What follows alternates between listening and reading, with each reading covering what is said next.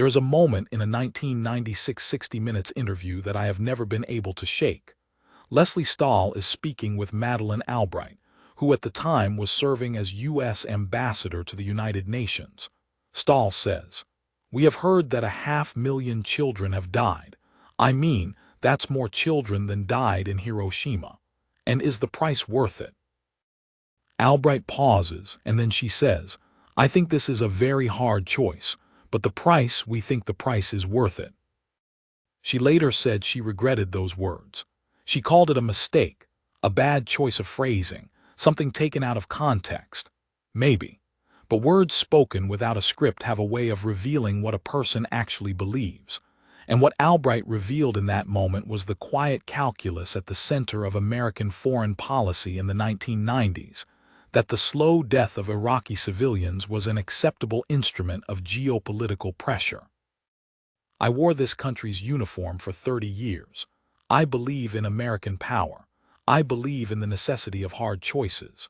But there is a difference between a hard choice and a choice we refuse to honestly examine. The sanctions on Iraq between 1991 and 2003 were the longest, most comprehensive economic embargo in modern history. And what they did to the Iraqi civilian population was not a side effect. It was the point.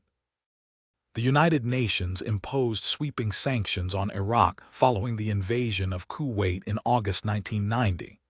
Resolution 661 cut off virtually all Iraqi exports, including oil, which was the source of nearly all government revenue, and restricted imports to humanitarian goods only, in theory. In practice, the Sanctions Committee, heavily influenced by the United States and United Kingdom, blocked or delayed hundreds of contracts for food, medicine, water purification equipment, and agricultural supplies on the grounds that they could have dual military use. Chlorine, for example, was blocked because it can theoretically be used as a chemical weapon. It is also what you use to make drinking water safe. By the mid-1990s, Iraq's water treatment infrastructure had collapsed. Hospitals were operating without basic medications. The electrical grid, which powers water pumps and refrigeration for medicine, had been deliberately targeted during Desert Storm and was never allowed to be fully rebuilt under sanctions. UNICEF conducted a survey in 1999 and concluded that child mortality in southern and central Iraq had more than doubled since 1991. Their estimate, approximately 500,000 excess child deaths attributable to the sanctions over the course of the decade. That number has been disputed. Some researchers put it lower, but even the most conservative academic estimates run into the hundreds of thousands. And nobody, not the State Department, not the National Security Council, not a single administration from Bush to Clinton, has ever produced a comprehensive official accounting of what the sanctions cost in human lives. The argument for the sanctions was straightforward. Saddam Hussein's government needed to be contained. He had used chemical weapons against his own Kurdish population at Halabja in 1988, killing an estimated 5,000 people in a single day. He had invaded Kuwait. He was pursuing weapons of mass destruction, or so we believed with varying degrees of confidence at various points in time. Sanctions were the alternative to another war. They were, the argument went, the humane option. I understand that argument, but here is what the argument leaves out. Saddam Hussein did not go hungry during the sanctions. His government did not go hungry. His Republican Guard did not go hungry.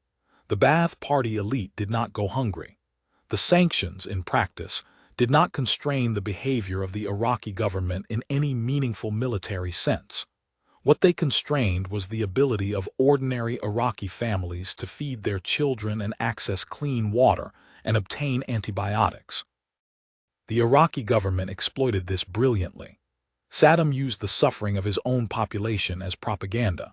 He invited journalists to hospitals full of malnourished children. He made sure the world saw the consequences of American policy, and he continued to build palaces. Between 1991 and 2000, Saddam Hussein constructed at least 48 new presidential palaces at an estimated cost of over $2 billion, while his population starved. In 1996, the UN introduced the Oil for Food program, which allowed Iraq to sell limited quantities of oil and use the revenue for humanitarian imports. It was presented as a solution. It was not a solution. The program was riddled with corruption. A 2005 UN investigation found that Saddam's government had extracted approximately $1.8 billion in illegal surcharges and kickbacks from the scheme, money that went directly into regime coffers. 60 countries and 2,200 companies participated in the corruption. Several were American. Meanwhile, the Sanctions Committee continued to hold up humanitarian contracts. Between 1996 and 2002, the United States blocked or placed on hold approximately $1.6 billion worth of humanitarian goods, nutrition supplies, medical equipment, water treatment chemicals. The stated reason was always the same: potential dual use. The actual reason, which U.S. officials acknowledged privately, was that a suffering Iraqi population created pressure on the regime. Dennis Halliday, the UN humanitarian coordinator for Iraq, resigned in 1998 in protest. He said publicly that the sanctions were, in his words, causing the deaths of approximately 6,000 children a month. He called it genocide. His successor, Hans von Spanek, resigned 2 years later for the same reason. These were not anti-American radicals.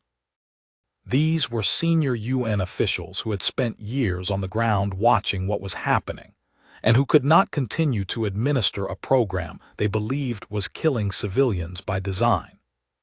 So what are we left with? We are left with a policy that ran for 12 years, that was sold to the American public as a bloodless alternative to war, and that almost certainly killed more Iraqi civilians than the Gulf War itself. We are left with an Albright quote that nobody in Washington wanted to defend, but that nobody in Washington was willing to contradict with actual data. We are left with 2 senior UN officials who walked away from their careers rather than continue administering what they considered a crime, and who were largely ignored by the American press. And then in 2003, we went to war anyway. Think about that for a moment. 12 years of sanctions, hundreds of thousands of civilian deaths, the complete economic destruction of what had been one of the more developed nations in the Arab world. Iraq in 1990 had a literacy rate above 80%, a functioning healthcare system, and one of the highest standards of living in the region. By 2002, the average Iraqi was earning the equivalent of roughly $450 a year. We took a country apart, piece by piece, over more than a decade, and at the end of it we decided the regime was still standing, and so we invaded.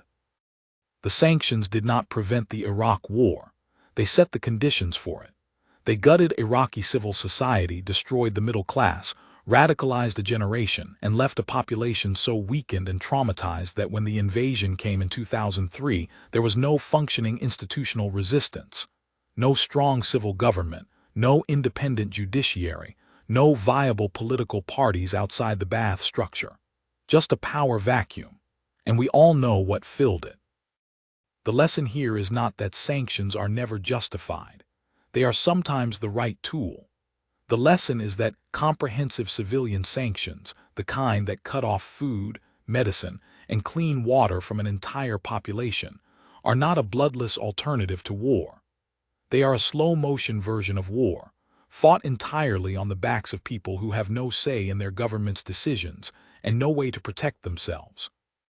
If you inflict that kind of suffering on a civilian population for 12 years, you do not get to call yourself the humane option. You do not get to be surprised when the consequences last for decades. And you do not get to say the price was worth it without first being honest about what the price actually was and who paid it.